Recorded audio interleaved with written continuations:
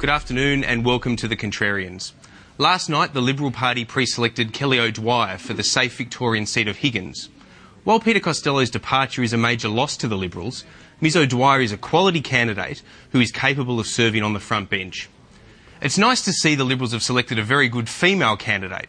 At the moment, only 20% of the Liberal MPs are women, roughly half the percentage in the Labor ranks. The Victorian Liberal Party has done very well in renewing its lineup since the last election. Miss O'Dwyer joined Josh Frydenberg, who was selected for Kooyong, and Daniel Tehan, who was selected in Wannon. Both are young, quality candidates with a big future. But the record of renewal in New South Wales is not nearly as impressive. In fact, the Liberal Party have deliberately made it harder for good candidates to contest seats against ageing sitting MPs. Next Saturday, the Melbourne Cup field will argue their cases at the pre-selection for Brendan Nelson's old seat.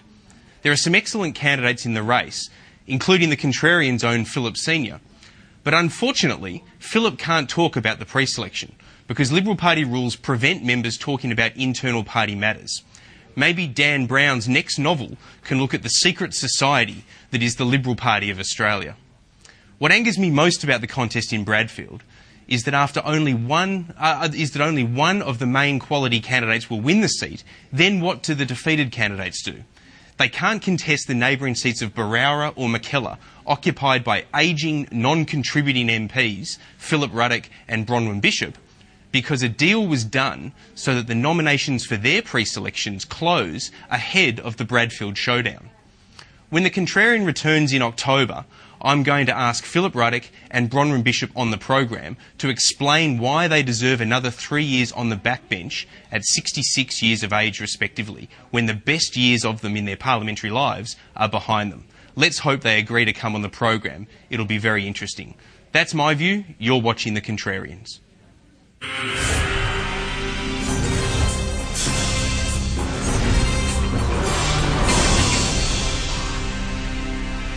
Joining me now are our two guest commentators today. On the right, author and business strategist Philip Senior, here at the News Centre, and on the left, in Melbourne, former Labor Party advisor Luke Wallage. Gentlemen, thanks for joining us. Thanks for having us. Thank you, Peter. Philip, I'll start with you if I can. Just looking at the Liberal Party at the moment, what do you think about the result of Brendan Nelson not only leaving Parliament, but moving into the EU position as an ambassador on the appointment of the Labor Party?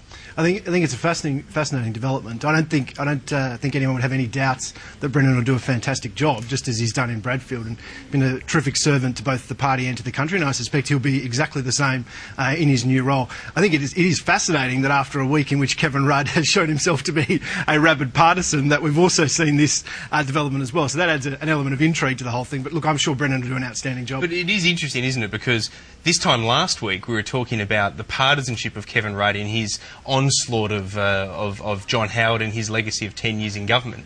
Yet now all of a sudden he's bipartisan. He's appointing a former Liberal leader. Absolutely, I don't think it's any accident. I think Kevin Rudd knows what he's doing. But nonetheless, it's a great result because I do think Brendan Nelson will do a fabulous job. Is he only playing politics by trying to appear bipartisan, or do you think he's just doing the right thing because he realises the benefits of having good Australians, as he said, going into the diplomatic corps? Well, I think that's right, and I also think Kevin Rudd genuinely likes Brendan Nelson. And it was interesting when Brendan Nelson did his valedictory speech in the Parliament this week. The speech from Kevin Rudd wasn't going through the motions. It was quite obvious that his words were heartfelt, and I think he genuinely has a lot of admiration for Brendan Nelson as a person.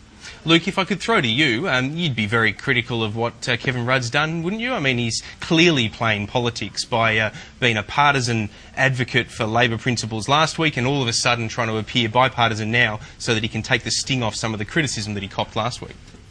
Well, even if Kevin was being political, I don't think it should be any great surprise to anyone that a politician plays politics every now and again. But putting that aside, I don't think anybody's questioning either Brendan Nelson or Kim Beazley's credentials for the job.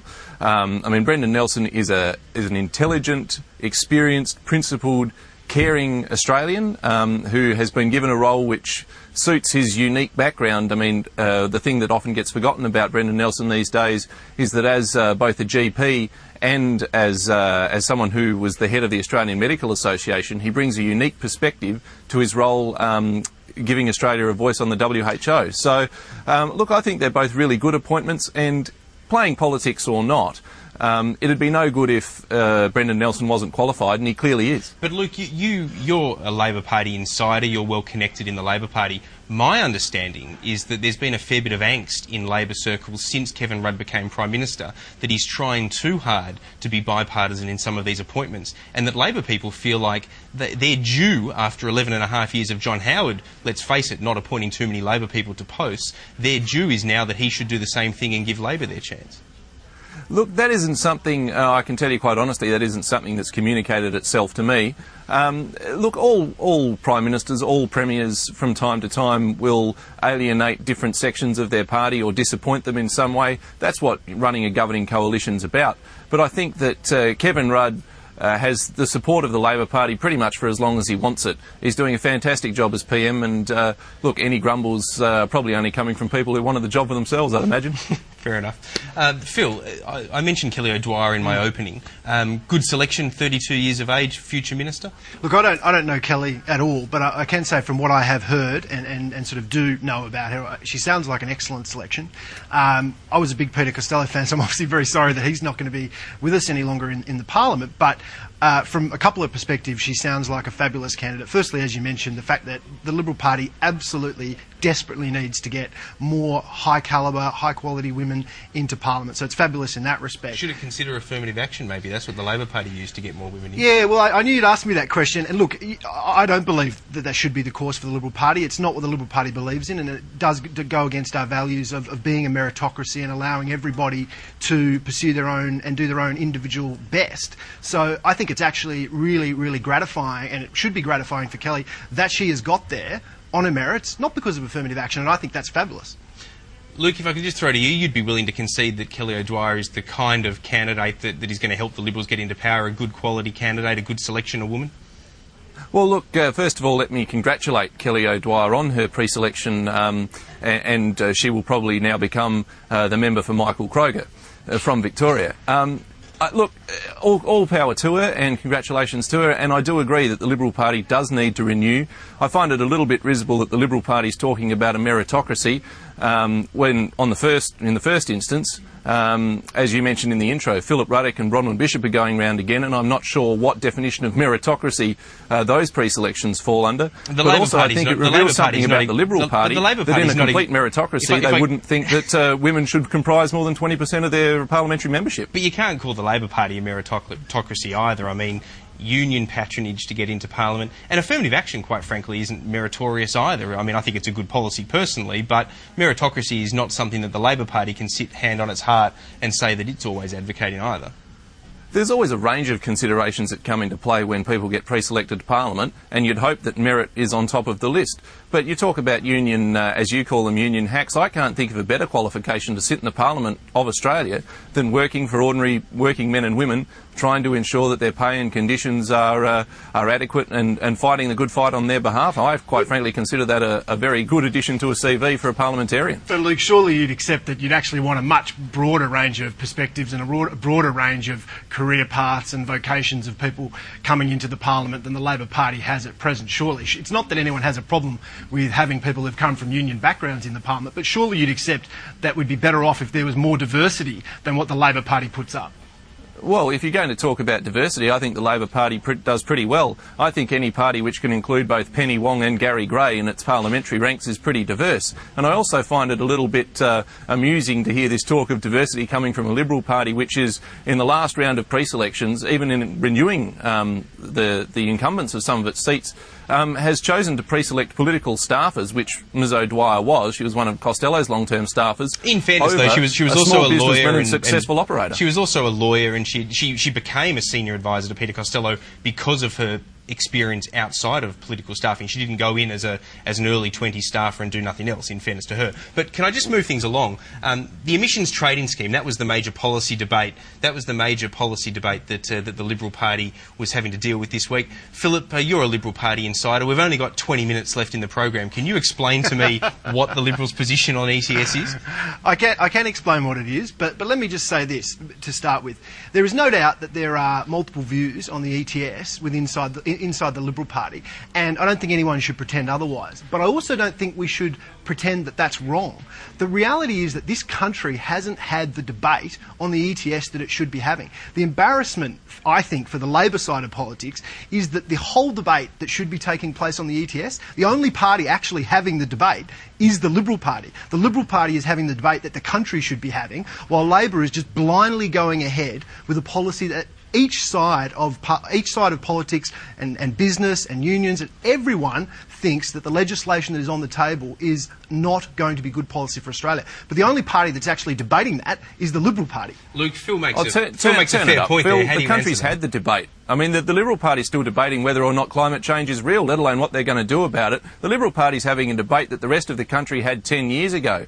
And I think it's, you know, one of the things that gets forgotten about the 2007 election is that a key part of the support that came for Rudd came because of the Howard government's refusal to sign and join the Kyoto Protocol. Now, whatever the merits of that is, the truth is that the Australian people have very, very clearly said that they want action on climate change, that they believe that climate change... Absolutely, but with respect, the debate that we need to have is not whether we should be acting on climate change. That's the easy debate.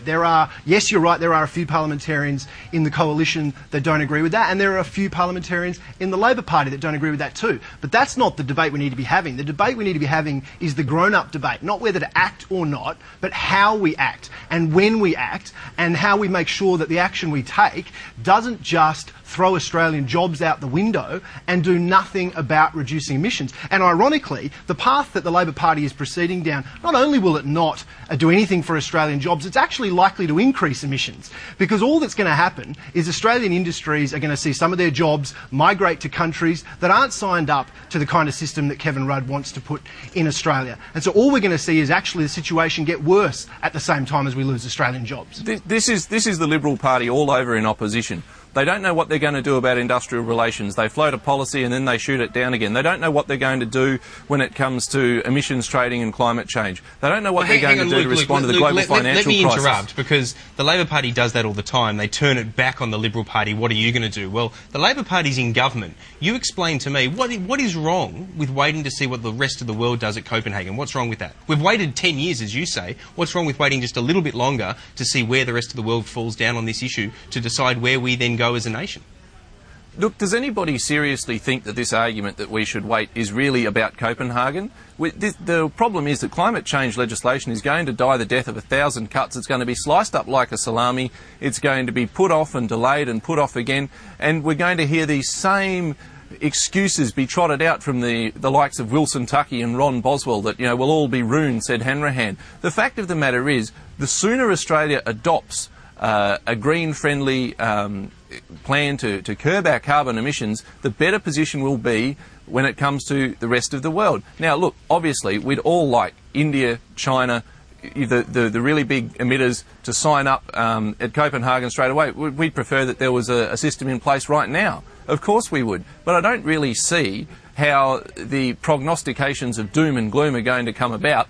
We're talking about 2 or 3 months. Australia should get on the front foot about this. We've been arguing about it for long enough. OK, we'll come back to this issue in a moment. There's more ahead this lunchtime as the Contrarians continues with Philip Senior and Luke Wallach. Back in a moment.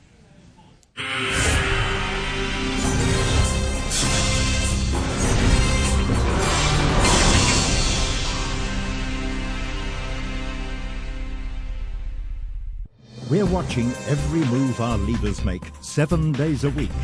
Sky News Agenda.